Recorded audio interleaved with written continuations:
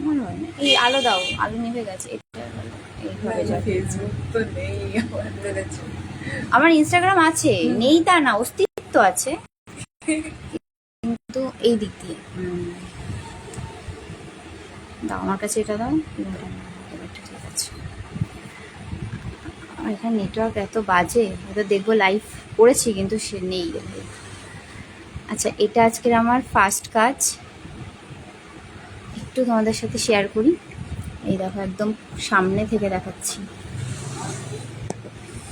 আর কত সামনে দেখাবো, আর সামনে যাচ্ছি না।